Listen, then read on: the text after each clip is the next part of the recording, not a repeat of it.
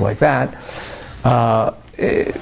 I don't want to say you killed them off, but you did a lot.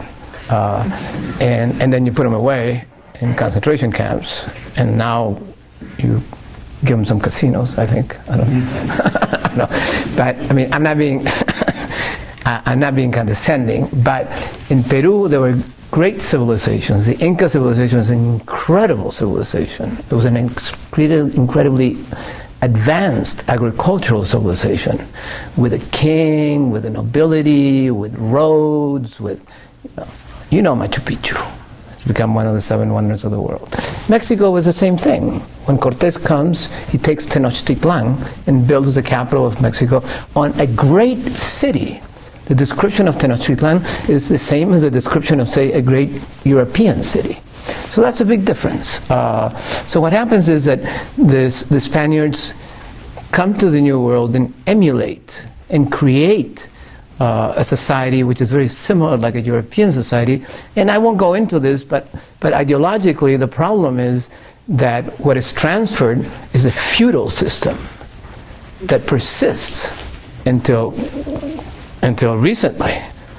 A feudal system in the sense that there are noble, what were called encomendadores, who were the equivalent of noble people who had great expansions of land, and then they in turn would give some money to the viceroy, and the viceroy would accumulate some money and then give it to the king.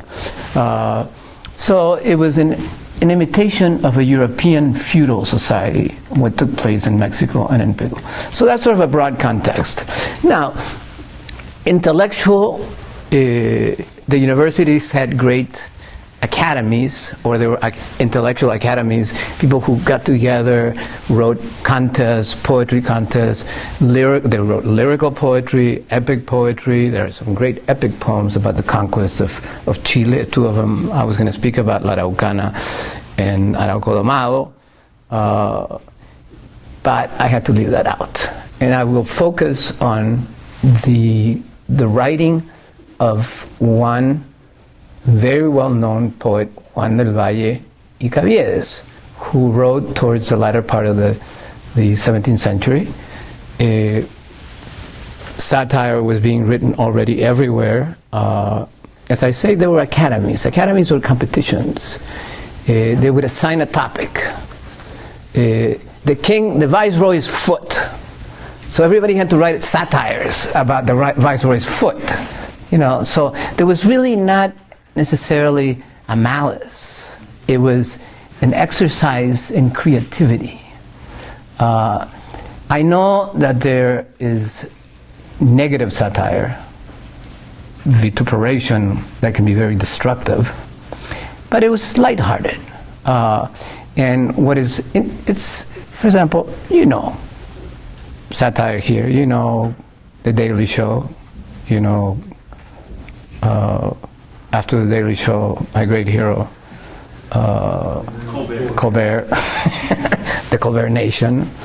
But of course, it's satire, it criticizes, it's informative, very informative, but it is not diatribe, it's not mean, it's not evil. There was evil satire. They were called pasquines that would be put on walls. Anonymously. These were not anonymous satires. I mean, everybody knew and everybody laughed. This was funny. But at the same time, the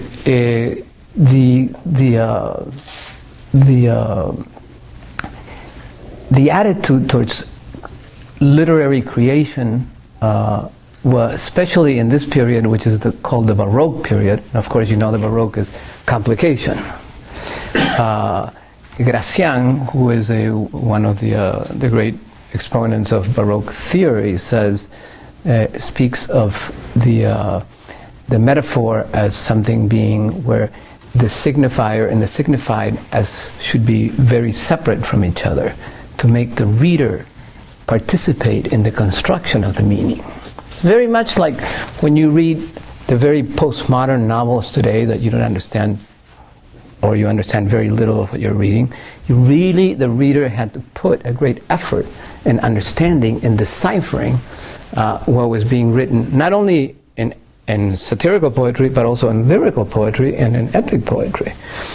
These were very learned people who participated in these academies. And of course, the difficulty about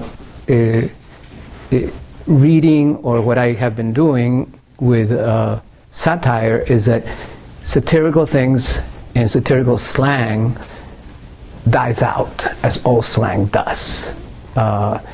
When I say to my son, who's 12 years old, "That's really groovy," he says, "Papi." This is the 21st century.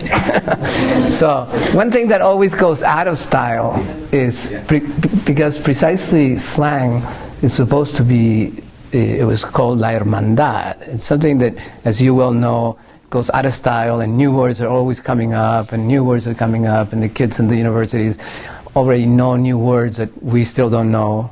And I'm learning from my son. I have my vocabulary.